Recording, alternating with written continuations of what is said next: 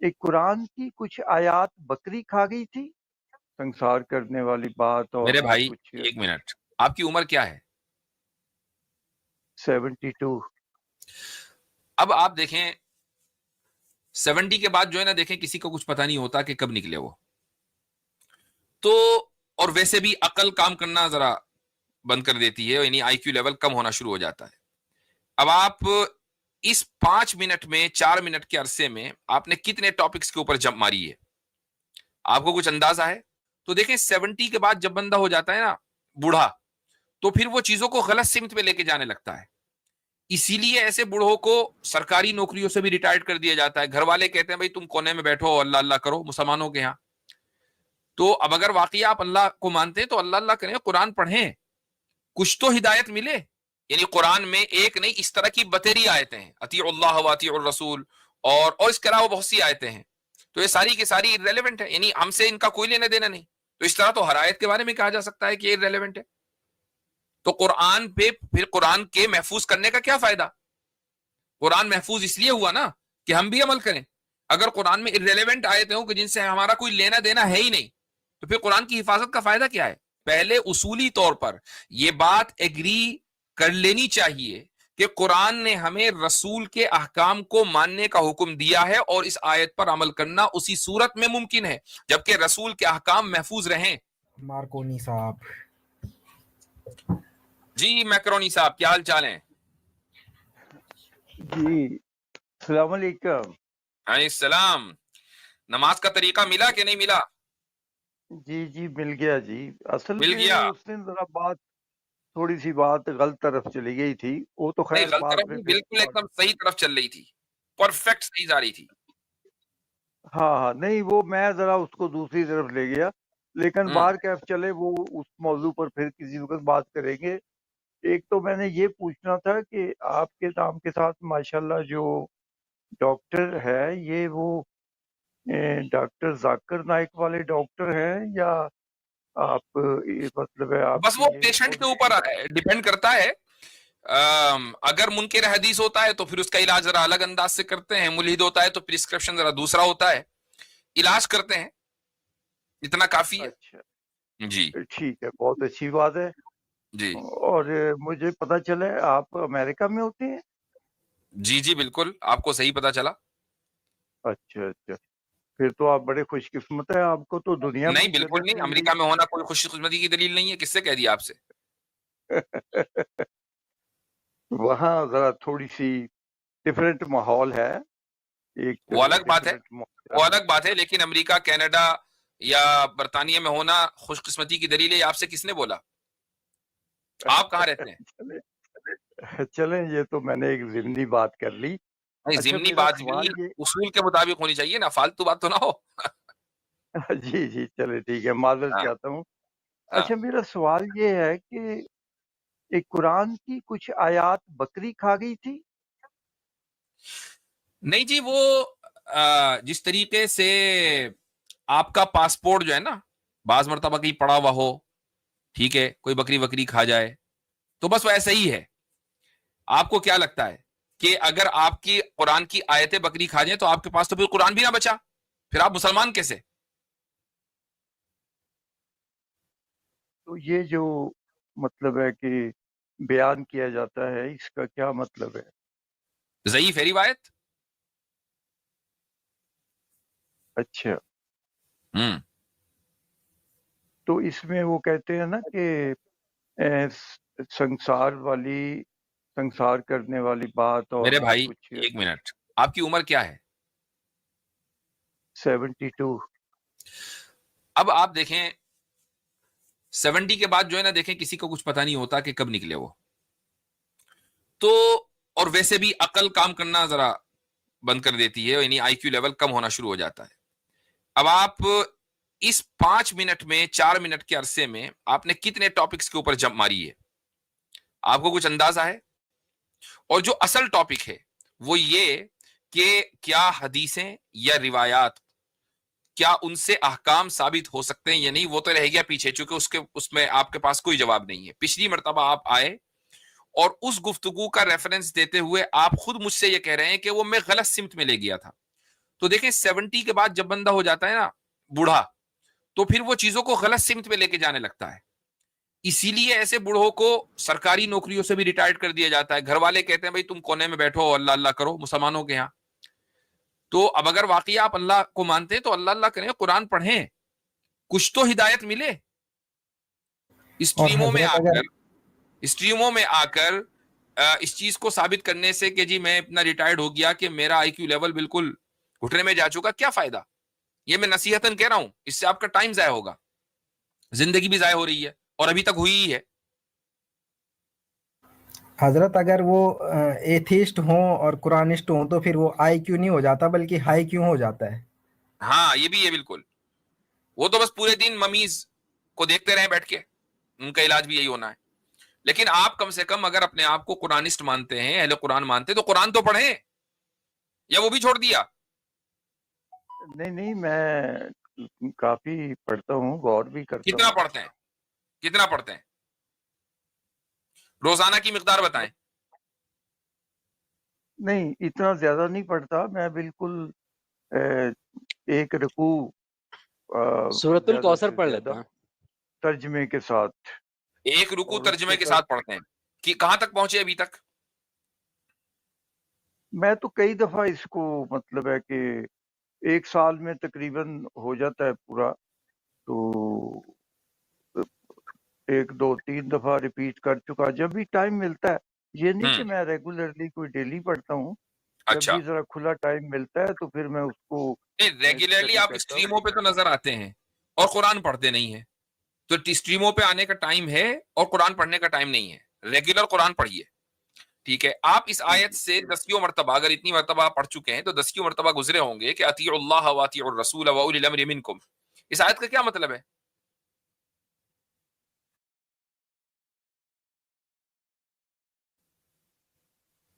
اللہ کا حکم مانے اور رسول کا حکم مانے. ٹھیک, چلو اللہ کا حکم مانے, رسول کا حکم مانے, اور آگے واولی الامر منکم, اس کا کیا مطلب ہے؟ اس کا بھی ذہن میں نہیں ہے. ذہن میں نہیں ہے, چلو کوئی بات نہیں. رسول کا حکم کیسے مانیں گے جب ماننا ہی صرف اللہ کا ہے؟ رسول کا تو حکم ہے ہی نہیں کوئی.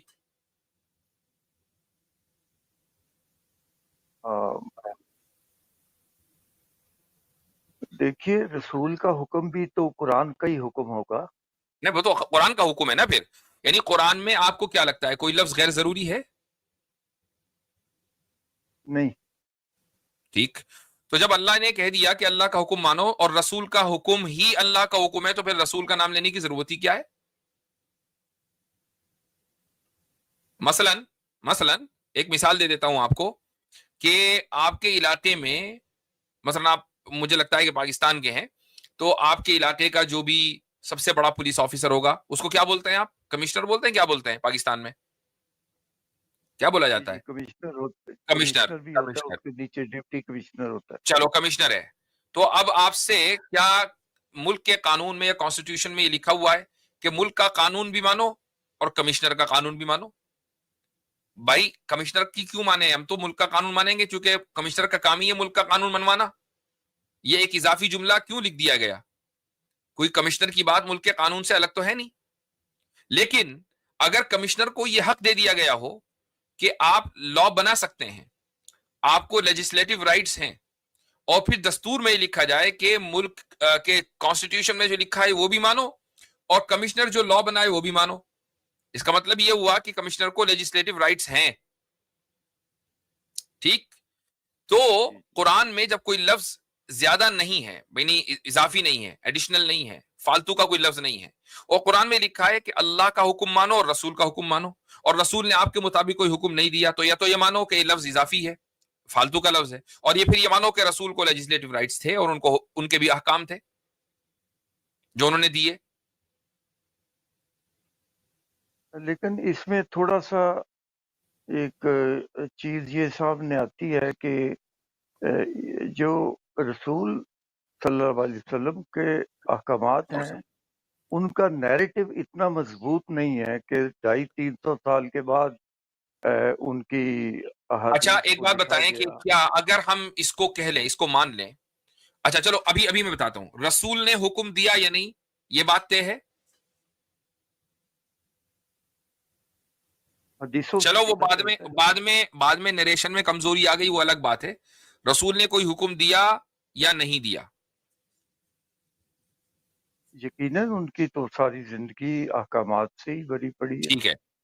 اب میں اور آپ 2025 میں رہ رہے ہیں اور اللہ نے ان احکامات کو محفوظ کرنے کا کوئی کام نہیں کیا، اور ہمیں قرآن میں حکم دے رہا ہے کہ رسول کا حکم مانو. تو بھائی کیسے مانے جب رسول کا حکم ہی محفوظ نہیں ہے؟ تو کیا قرآن پر یہ اعتراض نہیں ہوگا کہ یہ کیسا حکم ہے جس پر میں عمل نہیں کر سکتا؟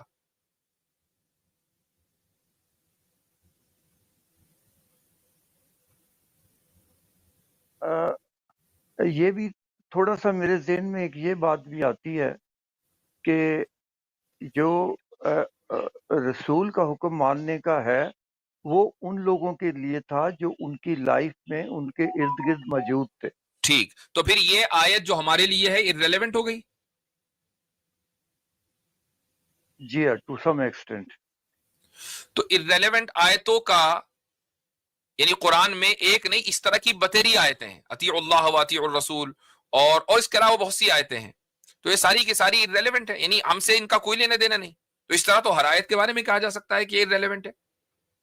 تو قرآن پہ پھر قرآن کے محفوظ کرنے کا کیا فائدہ؟ قرآن محفوظ اس لیے ہوا نا کہ ہم بھی عمل کریں. اگر قرآن میں irrelevant آیتیں ہوں کہ جن سے ہمارا کوئی لینا دینا ہے ہی نہیں، تو پھر قرآن کی حفاظت کا فائدہ کیا ہے؟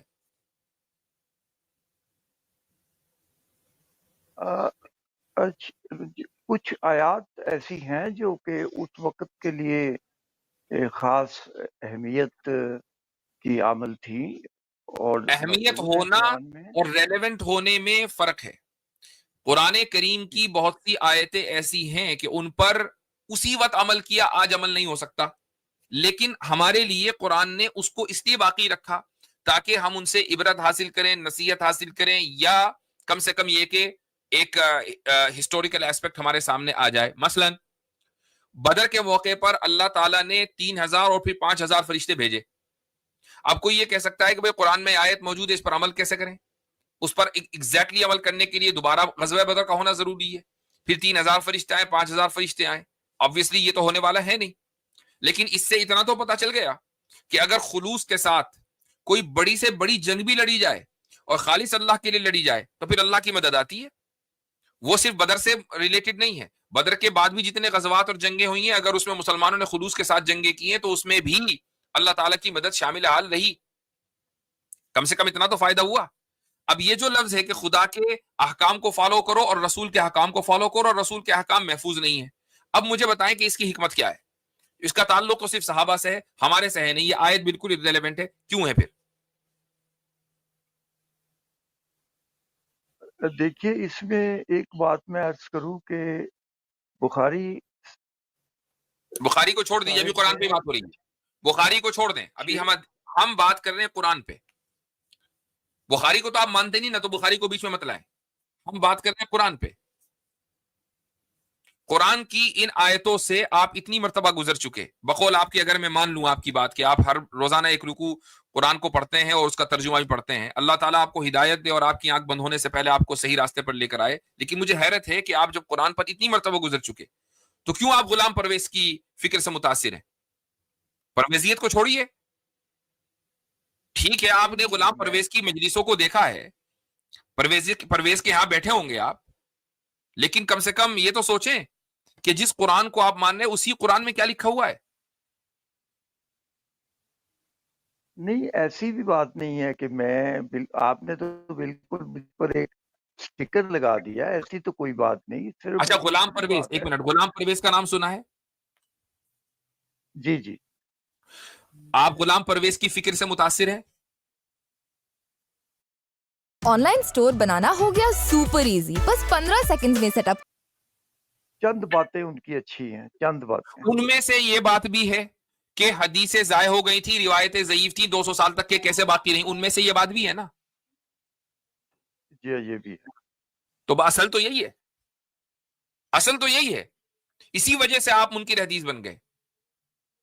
نہیں دیکھیں، بخاری صاحب نے 6.5 لاکھ حدیثیں جمع کی. بھائی بخاری 5-6 ہزار مسلم کو چھوڑ کر قرآن پر بات کریں. قرآن میں جب لکھا ہوا ہے کہ رسول کی اطاعت کرو تو رسول کی اطاعت کیسے کرو؟ ممکن ہی نہیں ہے. تو اس کا مطلب یہ بات تو ماننی پڑے گی کہ کچھ حدیثیں ایسی ہوں گی کہ جو محفوظ رہ گئیں اور ان کو ماننا ضروری ہے. یہ تو ماننا پڑے گا نا, ورنہ پھر تو آیت ہی ریلیونٹ ہو گئی. قرآن میں ہونے کا مطلب یہ ہے کہ پھر وہ بالکل یوز لیس ہے. کچھ تو مانیں گے نا. لیکن حضور صلی اللہ علیہ وسلم نے فرمایا تھا کہ میں تمہارے درمیان قرآن اور اہل بیت چھوڑ کر جا رہا ہوں. اس میں اچھا ٹھیک ہے, ذکر تو نہیں کیا انہوں نے. چلو سب یہ حدیث کو مان نہیں رہے ہیں اور حدیث کو کوٹ کر رہے ہیں. ہاں ایک تو یہ بات. دوسری بات یہ ہے کہ اہل بیت کو چھوڑ کر جا رہا ہوں, کیا کرنا تھا اہل بیت کے ساتھ؟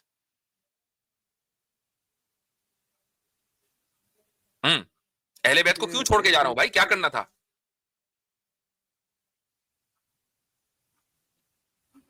جی, ان کی عزت و احترام اور ان کی پیروی کرنے کا. ان کی پیروی, اہل بیت کی پیروی اور صاحب بیت کی پیروی نہیں. یہ کیا بات ہوئی بھائی؟ گھر جس کے رشتہ دار ہیں ان کی تو پیروی کرو, میں چھوڑ کے جا رہا ہوں, اور ان کی وہ ساری باتیں محفوظ رہ گئیں. اور جو گھر کا مالک ہے, جس کا گھر ہے, اس کی پیروی نہیں کرنی. نہیں, سب کی کرنی ہے, سب کی کرنی ہے. تو بتا کیسے کریں, ان کی تو کوئی بات محفوظ نہیں رہی. تو آپ بتائیں نا کہ بھئی اتھینٹسٹی کیا ہے احادیث کی. یہ ایک الگ ٹاپک ہے کہ احادیث کی آتھینٹسٹی کیا ہے, اس کو کیسے سمجھیں گے. پہلے اصولی طور پر یہ بات ایگری کر لینی چاہیے کہ قرآن نے ہمیں رسول کے احکام کو ماننے کا حکم دیا ہے, اور اس آیت پر عمل کرنا اسی صورت میں ممکن ہے جبکہ رسول کے احکام محفوظ رہیں. اب وہ کس طرح ہم مانیں گے اور جانیں گے کہ کون سے احکام محفوظ ہے کون سے نہیں, از اے ڈفرنٹ ٹاپک. بالکل ٹھیک ہے. تو کم سے کم آپ کی آنکھ بند ہونے سے پہلے, اور میں آپ کے لیے دوبارہ دعا گو ہوں کہ اللہ تعالیٰ آپ کی آنکھ بند ہونے سے پہلے آپ کو صحیح راستے پر لے کر آئے. کم سے کم اتنا اعتقاد ضرور ہونا چاہیے کہ قرآن کی کوئی بھی آیت ریلیونٹ نہیں ہے. ہر آیت کے اوپر کسی نہ کسی طریقے سے اس کا کوئی نہ کوئی مقصد وہاں موجود ہے, اس میں کوئی نہ کوئی حکمت ہے. رسول کے احکام پر عمل کرنا اسی وقت ممکن ہے جبکہ رسول کے احکام کو محفوظ مان لیا جائے. اتنا بھی مان لینا آپ, اس کے بعد پھر آگے کسی اور سیٹ اپ میں بات ہو سکتی ہے کہ بھئی اب یہ کیسے مانیں گے کہ کون سا حکم محفوظ ہے کون سا نہیں. لیکن میں سمجھتا ہوں کہ قرآن بھی ہر لحاظ سے ایک مکمل کتاب ہے, مکمل. کوئی آدمی اس کا انکار نہیں کرتا ہے, کوئی آدمی اس کا انکار نہیں کرتا ہے. جو آدمی یہ کہے کہ قرآن ناقص ہے وہ مسلمان ہی نہیں ہے. ٹھیک ہے, تو یہی اصل میں غلام پرویز نے آپ کو پٹی پڑھا رکھی ہے کہ بھائی حدیثوں کے چکر میں قرآن کا انکار کر دیا, بھائی حدیثوں کے چکر میں قرآن کو ناقص مان لیا. کون کہتا ہے؟ وہ آدمی مسلمان ہی نہیں ہے جو قرآن کو ناقص مانے. اس لیے آپ جو کہہ رہے ہیں نا میرے اوپر ٹیگ لگا دیا, ٹیگ نہیں لگایا, حقائق کا اظہار ہے. کیا آپ غلام پرویز کی فکر سے متاثر ہیں؟ خود آپ نے اعتراف کیا, تو ٹیگ کیسا؟